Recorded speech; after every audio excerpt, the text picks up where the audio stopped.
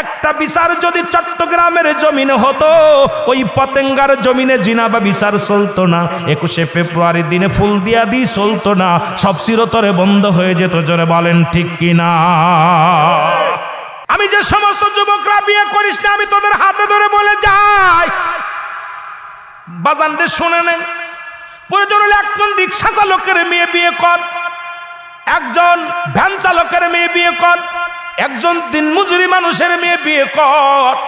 যে মেয়েটা কোরআন শরীফ পড়তে জানে, যে মেয়েটা আমল করে, যে মেয়েটা পর্দা করে চলে, যে মেয়েটা শরীয়তের বিধান মেনে চলে, বেগানা পর্দায় চলে না, বেগানা পুরুষের সঙ্গে চলে না, জীবনে রাস্তাঘাটে এইরকম বেফাইসা মতো চলে না।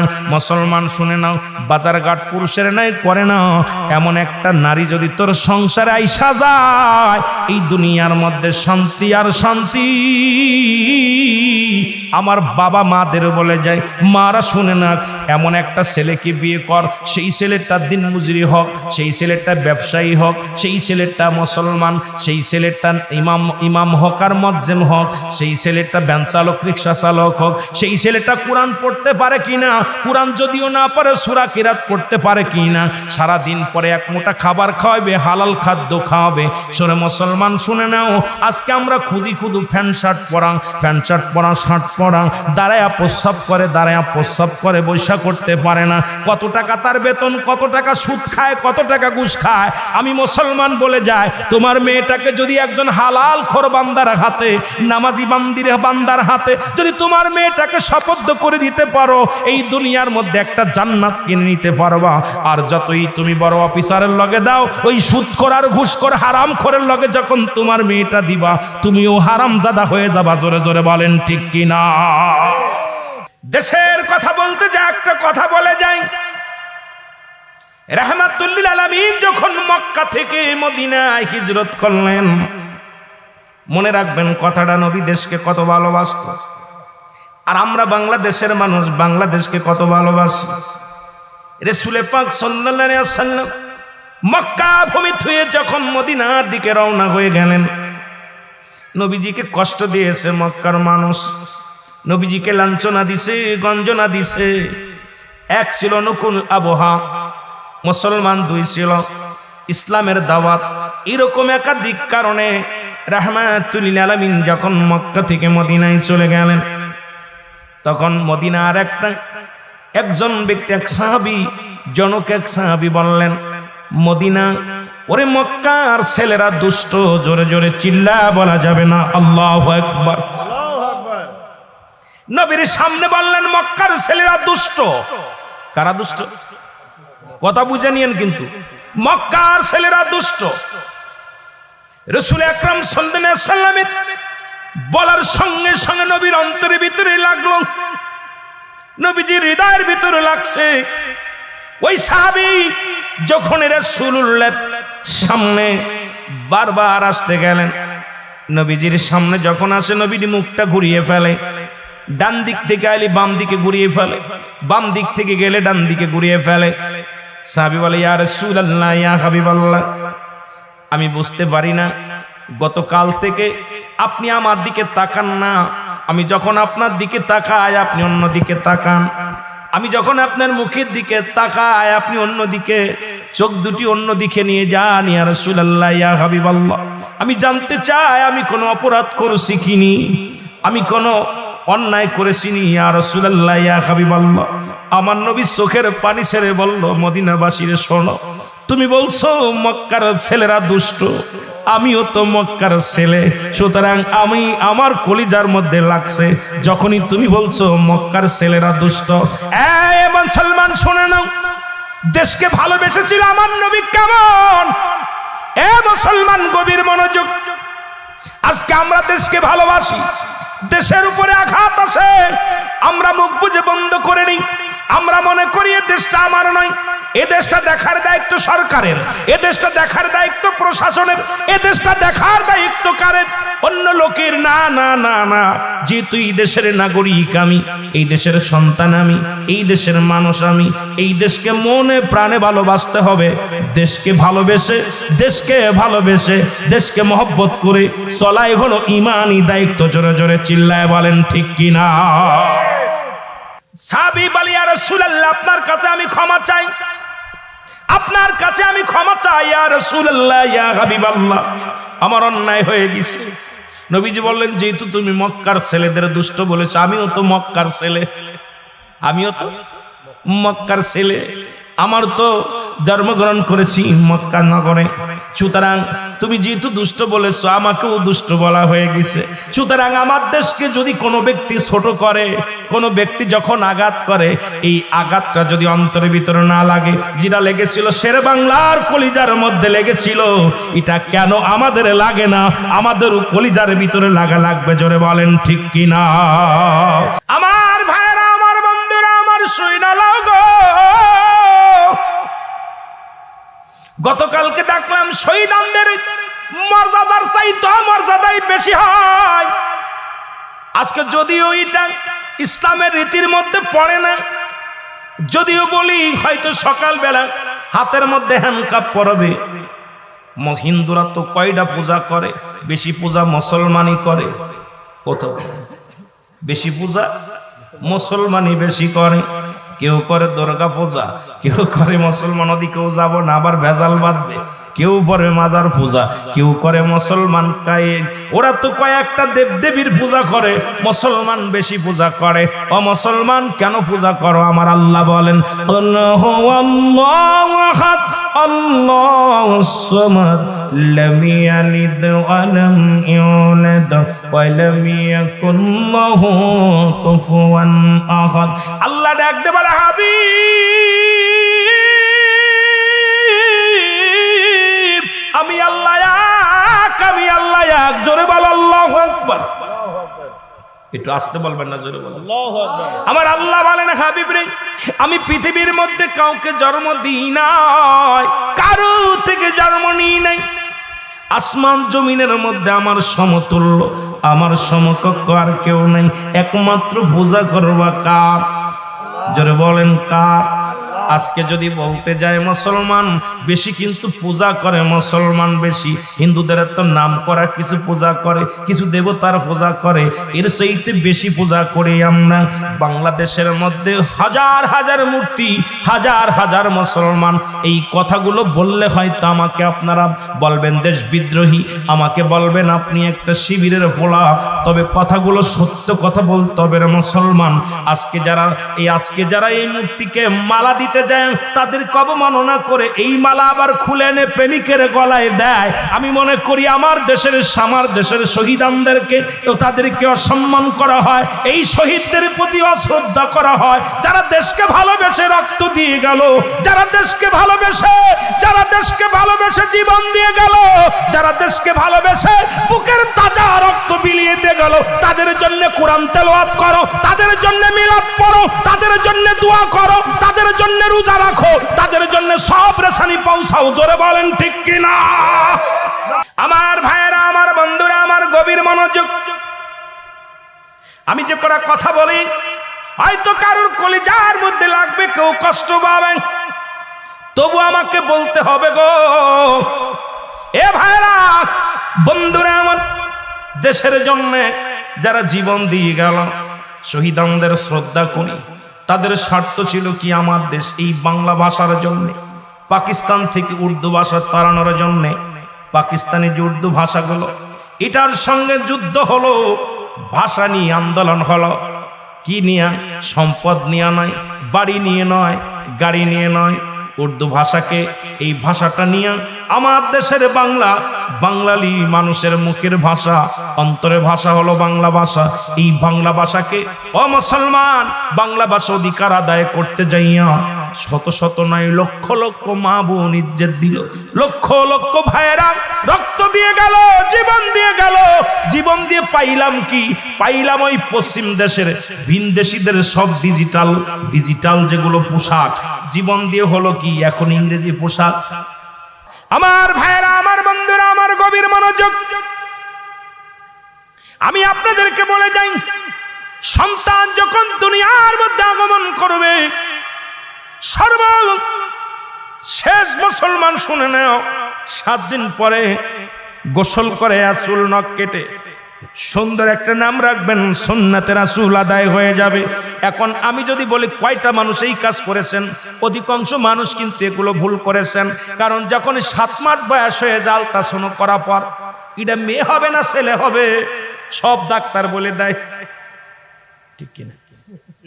7 মাসের গর্ভবতী ছেলে না মেয়ে হবে সব ঠিক করে, ছেলে হলি নাম রাখা সারা, মেয়ে হলি নাম রাখা সারা। শুধু তাই নয় মুসলমান শুনে নাও, পৃথিবীর মধ্যে যখন সন্তান ডেলিভারি হবে সর্বপ্রথম তাকে আযান শোনাতে হবে, ডান কানে আযান দিতে হবে, বাম কানে ইকামত। একটা সন্তানের আমার দেশে 90% বেশি সন্তানের কানে আযান যায় না, ইকামত যায় না।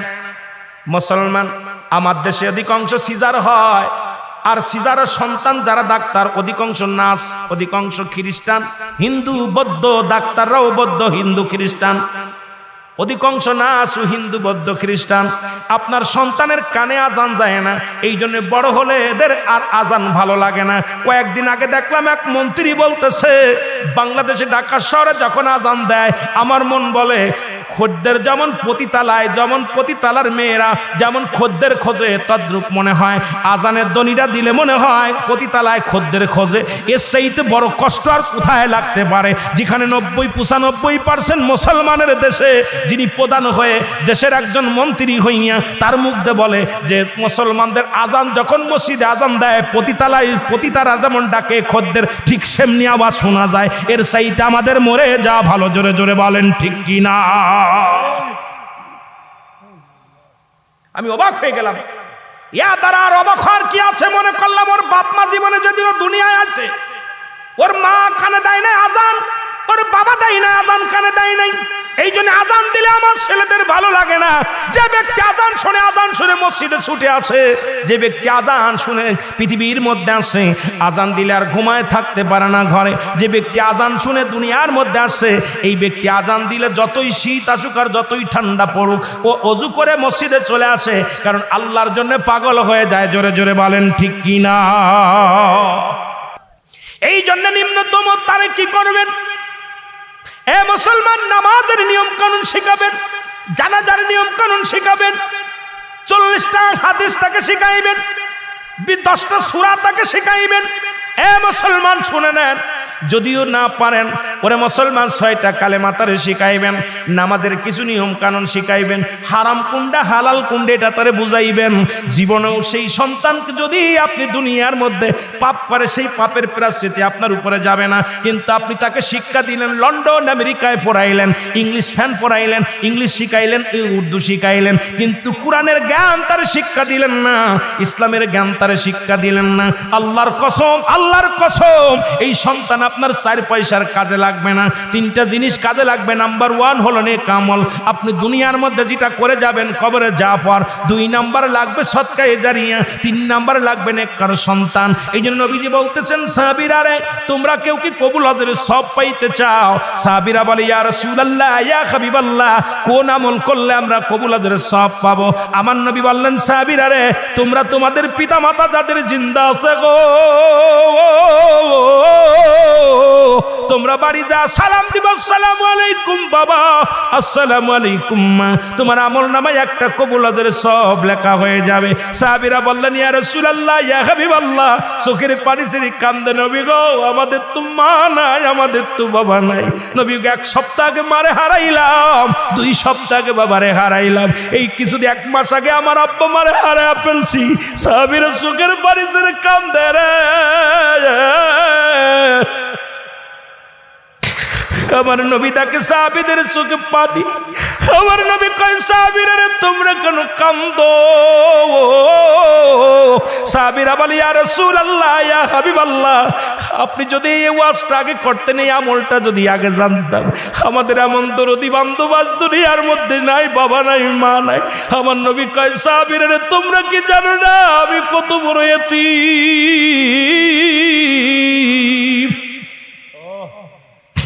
এই দুনিয়ার মধ্যে যখন আমি 6 মাসের গর্ভে,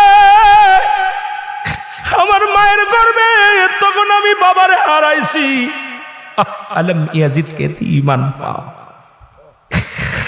আল্লাহ বলে হাবিব রে তোমার আমি এতিম বানাইলাম, তোমার আমি দুনিয়ার মধ্যে এমন এতিম,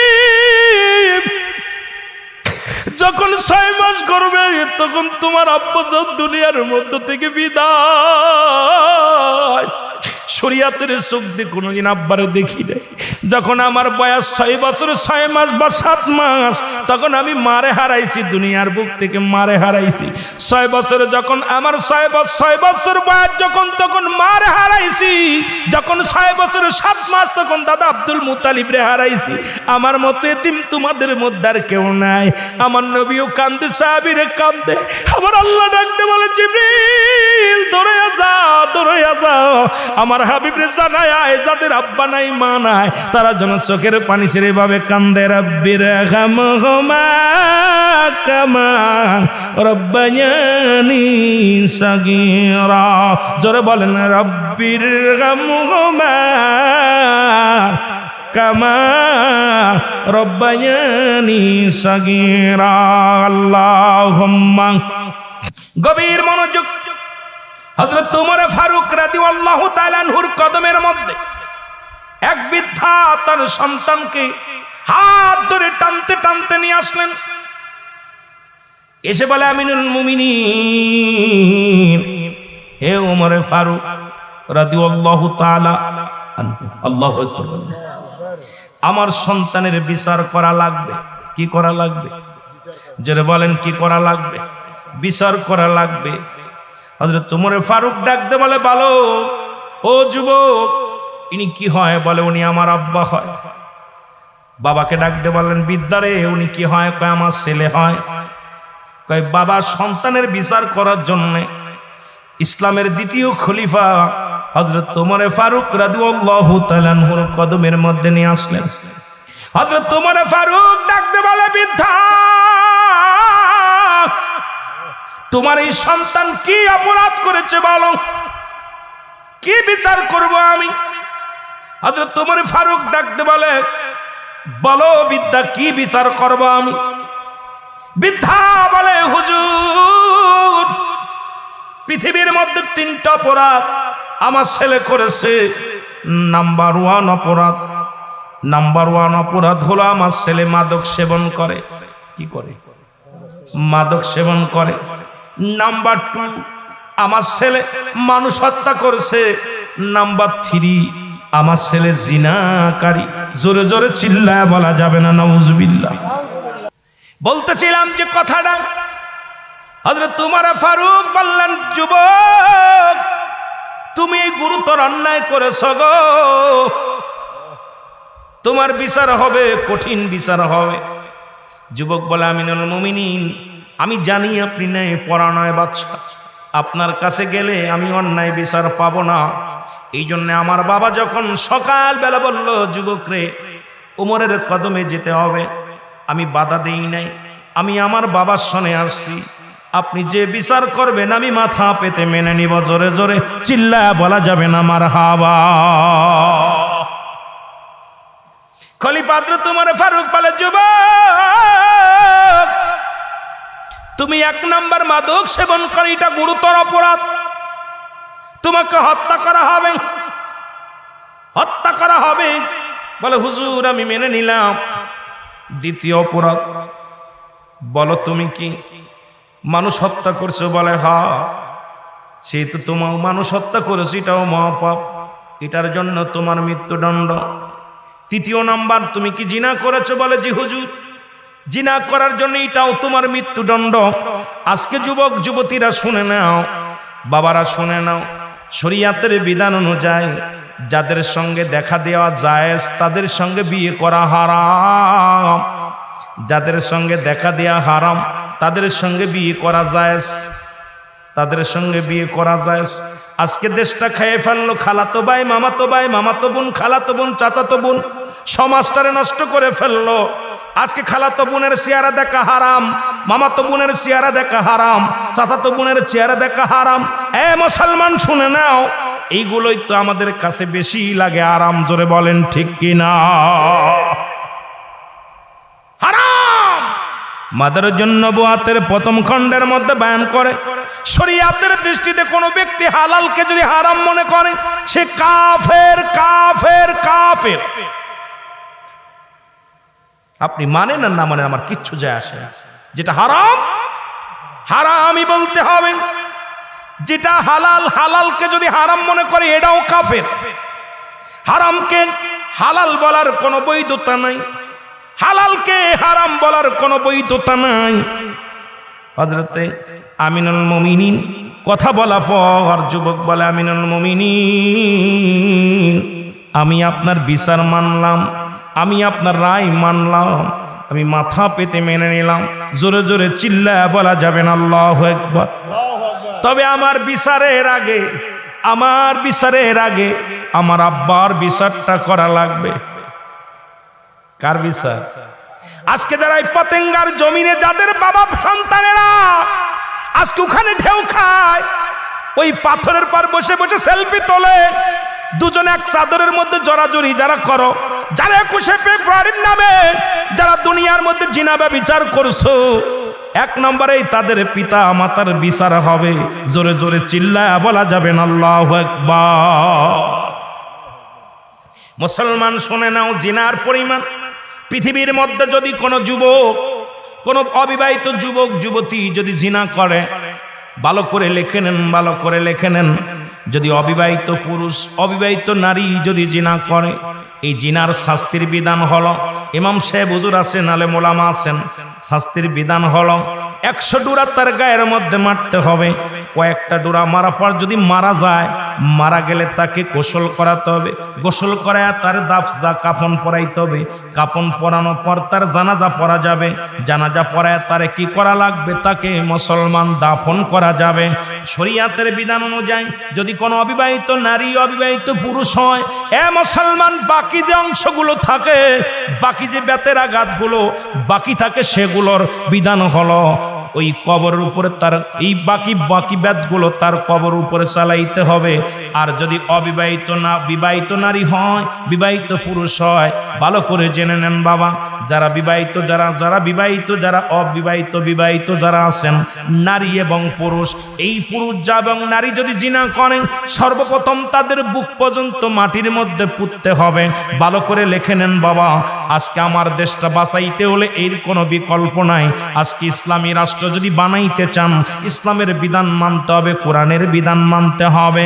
এরপরে বুক পর্যন্ত মাটির নিচেই পুঁততে হবে, কঙ্কাল নিক্ষেপ করতে হবে, পাথর ছুঁড়ে মারতে হবে। যখন নিশ্চিত হবেন তে মারা গেছে রে, যখন আপনি নির্দিষ্ট মনে করবেন উনি মারা গেছে, মারা যাওয়ার পরে তাকে মাটি থেকে তুলে উঠাইতে হবে। উঠায়া এবার তার কাফন হবে না, তার দাফন হবে না, তার কোনো জানাজা হবে না। বিবাহিত নারী বিবাহিত পুরুষ যদি জিনা করে, তাকে কুকুর শেল দিয়ে লাশটা খাওয়ায়া দিতে হবে। সুতরাং বিবাহিত নারী বিবাহিত পুরুষ কোনো জানাজা পাবে না, বিবাহিত নারী বিবাহিত পুরুষ কোনো কাফন পাবে না, বিবাহিত নারী বিবাহিত পুরুষ কোনো গোসল পাবে না। একটা বিচার যদি চট্টগ্রামের জমিনে হতো, ওই পতেঙ্গার জমিনে জিনা বা বিচার চলতো না, 21শে ফেব্রুয়ারির দিনে ফুল দিয়া দি চলতো না, সব চিরতরে বন্ধ হয়ে যেত। জোরে বলেন ঠিক কিনা? আমার ভাইরা, আমার বন্ধুরা, আমার বলতেছিলাম, খলিফা হযরত উমর ফারুক ডাকতে বলে, যুবক তুমি মৃত্যুর জন্য প্রস্তুতি হও। যুবক বলে, আমিনুল মুমিনিন আমার বিচারের আগে আমার বাবার বিচারটা করেন। বলে, বাবার বিচার কি? বলে, হুজুর 1 নম্বর অপরাধ আমার বাবা, 1 নম্বর অপরাধ আমার বাবার, সে আমাকে একটা ভালো মা দেয় নাই। ভালো করে বুঝে নিবেন, 1 নম্বর অপরাধ আমার আব্বার, সে আমাকে একটা ভালো মা দেয় নাই। প্রাথমিক বিদ্যালয়টা ভালো না, এই কারণে আমার চরিত্র ভালো না। আজকে এমন একটা মা দিছে, সে বেগানা পুরুষের সঙ্গে চলাফেরা করে। অনেক মা আছে ছেলে মেয়ে হওয়া পারু বেগানা পুরুষের সঙ্গে চলাফেরা করে। এ মুসলমান শোনে না, দিলের কান্ডা লাগায় শোনো, ডাকতে বলো, হুজুর আমার যে মা দিছে সেই মাটা হলো জিনাকারিনী, সেই মাটা হলো বেপরদায় চলে, সেই মাটা হলো দাউসের মতো চলাফেরা করে। সুতরাং 1 নম্বর অপরাধ করেছে আমার আব্বা। আমি যুবকদের বলি, আমরা সুন্দরী পুজুরি হয়ে গেছি গো। এখন ধলা চামড়া পালি আমরা পাগল হয়ে যাই। আগের যুগে দেখেছি মুরব্বীরা যখন সন্তানাদি বিয়ে পড়াইতো, আগে দেখতো গোষ্ঠী, তারপরে দল, তারপরে দেখতো মায়ের কোল, পিতৃকোল, মাতৃকোল। এই মেয়েটা কোরআন শরীফ পড়তে পারে কিনা, আমল করে কিনা, রোজা রাখে কিনা, কোরআন শরীফ পড়তে পারে কিনা, নামাজ আদায় করে কিনা। এ মুসলমান তারা চেহারা দেখতো না, চেহারা দেখতো না, আগে দেখতো তার গুণাগুণ। আর এখন আমার যুবকরা শুধু দলা চামড়ার জন্য পাগল। এই দলা চামড়াগুলো সমাজ নষ্ট করে, জাতি নষ্ট করে। এই দলা চামড়ায় দেশটারে শেষ করে দেয়। জোরে জোরে বলেন ঠিক কিনা? যখন সন্তান দুনিয়ার মধ্যে আগমন করে, মুসলমান শুনে নাও, যে ওয়াজটা করার দরকার ছিল আপনাদের ইমাম সাহেবের, যে ওয়াজটা করার দরকার ছিল চেয়ারম্যান মেম্বারের, সেই ওয়াজটা আমি করে যাই। বাবারা শোনো, এবার দুনিয়ার মধ্যে যখন আগমন করবে 7 দিন পরে সুন্নাতে রাসূল হলো, 7 দিন পরে নাম রাখা সুন্নাতে রাসূল। যখন ওই সন্তান মেয়ে হোক আর ছেলে হোক দুনিয়ার মধ্যে ভূমিষ্ঠ হবে, 7টা দিন অতিবাহিত হবে, মুসলমান তারে কি করবে? এবার তারে সুন্দর একটা নাম রাখবে। মেয়ে হলে একটা প্রাণী করব কুরবানি, কি আকিকা করবেন 2টা পশু, এ ছেলে হলে একটা পশু, মেয়ে হলে এটা কুরবানি করিয়া আকিকা করিয়া সুন্দর একটা নাম রাখবেন। এই নাম রাখা হলো সুন্নাতে রাসূল। আজকে আমার সমাজ, আমার জাতি নষ্ট হওয়ার মূল কারণ শুনে নেন। ওই পতেঙ্গার মধ্যে কেন ঢেউ খায় তার প্রমাণ আমি দেয়া যায়, এর প্রমাণটা আমি দিয়ে যাই। 21শে ফেব্রুয়ারি শহীদদের মালার বদলে ওরা নিজেরা মালা নেয়, এর একটা কারণ আপনি শুনে নেন, বুঝতে পারবেন। কথা বললেন মুসলমান, এবার শুনে নেন। অধিকাংশ মেয়ে বাবা ছেলে মেয়ের নাম রাখা হয় পেটে থাকতে, অধিকাংশ ছেলে মেয়ের নাম রাখা হয়ে যায় বিয়ার রাত্রে। জোরে বলেন ঠিক কিনা? কসম আল্লাহর, পৃথিবীতে সন্তান ভূমিষ্ঠ হওয়ার 7 দিনের 1 দিন আগে নাম রাখা দূরত্ব নয়, সুন্নাতে রাসূল যদি মানতে হয়। এ বাবা শুনে নাও, বলখালীর মানুষেরা আজ দেখা যায় বিয়ের রাত্রেই স্বামী স্ত্রী বাসর রাত্রে নাম রাখছে। স্বামী স্ত্রীরে কয়, বিবি ও নার্গিস, কয় কি? আমি মনে মনে করছি আমার যদি একটা ছেলে হয় নাম রাখবো শাহরুখ খান। এখনো মিলন হয়নি, কথা বলছেন, এখনো দুজনের দেহর লাগে দেহ মেলা নাই, ছেলের মেয়ের নাম রাখা সারা। ও কোথায় রুল আমিন সাহেব, কয় কি? আমি তো মনে করছিলাম আমার মেয়ে হবে, মেয়ে হয়ে নাম রাখবো আমি কারিনা। কি নাম রাখবো? কারিনা। আহা, এখনো দুজনের মিলন হয় নাই। বাসর রাত্রে গাউসে পাক আব্দুল কাদের জিলানী আমরা যারে বড় পীর বলি, আহা, তিনি কি করলেন? নামাজ পড়েছেন, কোরআন তেলাওয়াত করেছেন। যখন বাসর রাত্রে গাউসে পাকের বাবা আবু সালে মুসা, উনি সর্বপ্রথম কি করলেন জানেন? সর্বপ্রথম উনি ওযু করে ঘরে ঢুকলেন, 2 রাকাত নফল নামাজ পড়লেন, কোরআন তেলাওয়াত করলেন। করে যখন বাসর ঘরের দিকে উনি তাকে, ওনার বিবিও ঘরের মধ্যে নামাজ পড়তেছেন, বাদান উম্মে ফাতিমা উনিও কি করতেছেন? মুসলমান, উনিও নামাজ পড়ে তাসবিহ পড়তেছেন। হযরতে আমার বাবা গাউসে পাকের বাবা কি করলেন? মা কি করলেন? নামাজটা আদায় করে যখন সালাত আদায় করে দোয়া করতেছে, আল্লাহ, এই বাসর রাত জীবনে কোনোদিন ওই মেয়েটার চোখে দেখি নাই, কোনো মেয়ে মানুষ তো আমি শরীয়তে দেখি নাই। আর মেয়েটা বলতেছে, আল্লাহ, গাউসে পাকের মা বলতেছে, আল্লাহ, জীবনে কোনো পরপুরুষ দেখি নাই, না জানি এই পুরুষটা কেমন, না জানি পুরুষ জাতি দেখতে কেমন, না জাতি এই কেমন নবুবত ছিল। শোন, আজকে আমাদের কপাল পুরা, কপাল পুরা। গাউসে পাকের বাবা দোয়া করে যখন বাসর রাত্রে যখন ঘরের মধ্যে যখন দেখতে যায় দেখে পূর্ণিমার চাঁদ নেমে গেছে, তখন গাউসে পাকের বাবা আবু সালে বলে, আমি তো, আমার শ্বশুর বলেছিল আমার মেয়ে কালো, কুচ্ছির কালো। আমার মেয়ে তখন স্বামী বলে যখন পায়ের মধ্যে সালাম, আসসালামু আলাইকুম, উনি বলছে ওয়ালাইকুম আসসালাম। গাউসে পাকের বাবা বলতেছে, আবু সালে বলতেছে, আমার শ্বশুর তো বলতেছিল আমার স্ত্রী বুবা, কিন্তু আমি সালাম দিলাম, উনি উত্তর দিল ওয়ালাইকুম আসসালাম। কারণ কি? স্ত্রী কি বদলি হয়ে গেল? মেয়ে কি বদলায় দিছে? আল্লাহু আকবার বলেন না, আর একটু জোরে বলেন না। গাউসে পাক আস্তে আস্তে সালামের জবাব দেখেন না, বাসর রাত্রে সালাম দিয়ে ঢুকছে, দোয়া কালাম পইরাও সালাম দিতেছে বাসর রাত্রে। এইবার যায় যখন আকাশের চাঁদের মতো দেখা যাচ্ছে, বলতেছে এটা না, আমার বিবি তো কালো। এরপরে আমার বিবি তো খোড়া। উনি আস্তে আস্তে হেঁটে এসে গাউসে পাকের বাবার আবু সালের সালাম করতেছিলেন। সালাম করা দেখুন, দেখি সালাম কদমমসি করতেছিলেন, পায়ের মধ্যে স্বামীর পা ধরছে। আহা, কত মহব্বত, কত মায়া। যখন পায়ের মধ্যে কদমমসি করতে গেছেন, তখনই গাউসে পাকের বাবা দৌড় দিয়ে ঘর থেকে বাইরে বাইর হয়ে গেছে, যায় এখন ওনার শ্বশুর দেখে জামাই ঘর থেকে বাইর হয়ে গেছে, বলতেছে আব্বা জান আপনি তো বলেছিলেন আপনার মেয়ে কালো, আপনার মেয়ে বোবা, আপনার মেয়ে খোড়া, এখন আমি কি দেখলাম? গাউসে পাকের নানাজান বলতেছে বাবা আমি এই জন্য বলেছিলাম আমার মেয়ে জন্মের পর থেকে কোনোদিন বেগানা পুরুষের চেহারা দেখে নাই। আহ কেমন মেয়ে ছিল রে, আমার মেয়ে কোনোদিন দুনিয়ার আলো বাতাস এরকম দেখে নাই, আমার মেয়ে দুনিয়ায় কোনো বেগানা পুরুষের সঙ্গে কথা বলে নাই, এই জন্য বলেছিলাম বুবা, কারণ আমার মেয়ে আমার সঙ্গে আমার বিবির সঙ্গে কথাবার্তা বলতো, বাইরে যখন যেত সে পর্দার সঙ্গে চলতো, কোনোদিন কারোর সঙ্গে কথা বলতো না। খুড়া বলেছিলাম এই জন্যে, সে তো এইরকম বাজার ঘাট করে নাই। আর আমাদের মেয়ে ছেলেগুলো যেভাবে ঘোরাঘুরি করে আল্লাহর কসম জাহান্নাম ছাড়া কোনো গতি নেই। জোরে বলেন ঠিক কি? আরো জোরে বলেন ঠিক কি না? সেই গাউসে পাক তার মা কোরআন শরীফ পড়তো, 18 পারা কোরআনের হাফেজ ছিল। অনেকে বলতে পারেন হুজুর কোরআন শরীফে আসে নাকি? এই কোরআন শরীফে কিতে থাকবো, গাউসে পাকের ঘটনা কবে আর কোরআন শরীফ আইছে কবে? এখন ওই দেশে আমাদের দেশে এক পীর সাহেব আছে, তারা বলতেছে যদি এই জামানায় কোরআন শরীফ না দিল তো তাহলে আমার বাপ দাদার নাম থাকতো। তাহলে বোঝা গেল ওই গাউসে পাকের জামানায় যদি কোরআন হতো তাহলে গাউসে পাকের নাম থাকতো, কিন্তু গাউসে পাকের জামানায় তো কোরআন আসে নাই। গাউসে পাকের জামানায় আমার মুসলমান গভীর মনোযোগ, এইবার গাউসে পাকের মা কোরআন পড়তো, মা বাবার গাউসে পাক মায়ের গর্ভে থেকে কোরআন শিখছে।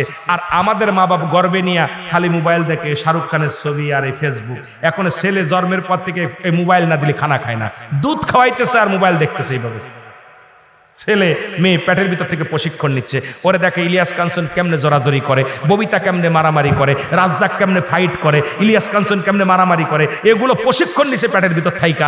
এখন যেই বড় হয় পরের মেয়ের হাত ধরে টানাটানি করে।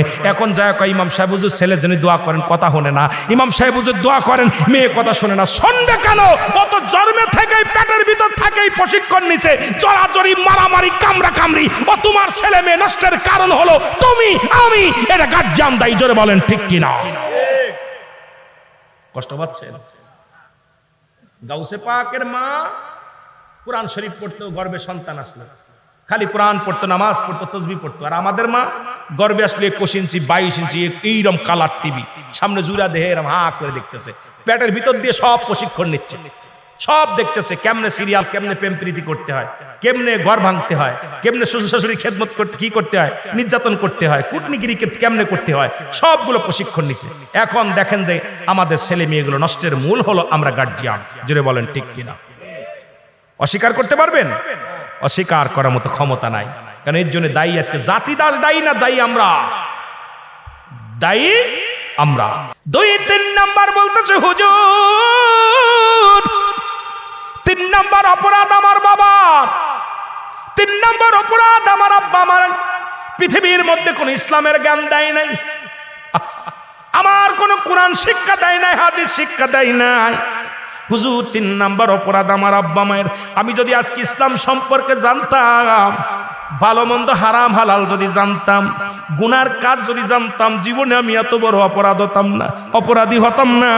সুতরাং পৃথিবীর মধ্যে 3 নাম্বার অপরাধ করেছে আমার আব্বা মা, সে আমাকে কোনো কোরআনের জ্ঞান দেয় নাই।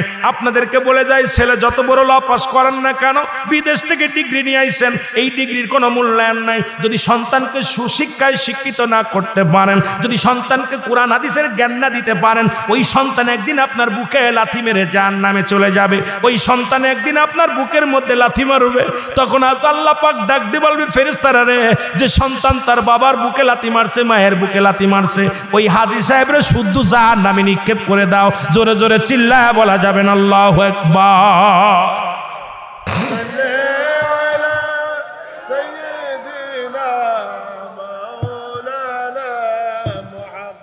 ওয়ালা আলি সাইয়্যিদিনা,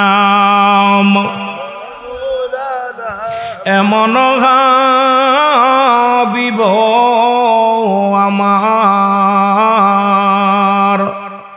মুক্তির কারণে লো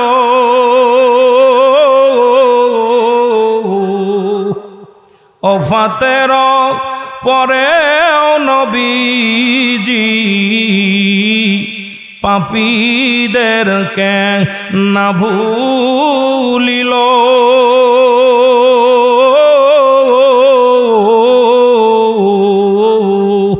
এমন এমন হাবিব আমার মুক্তির কারণে লো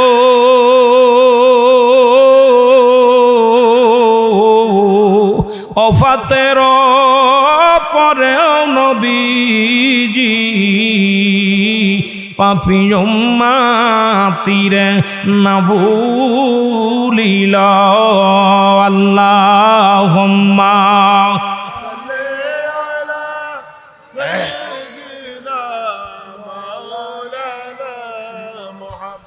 ওয়ালা আলি সাইয়্যিদিনা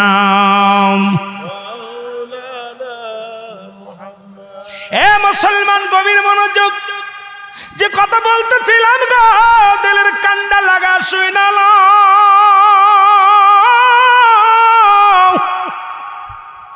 আমার ভাইয়েরা আমার বন্ধুরা আমার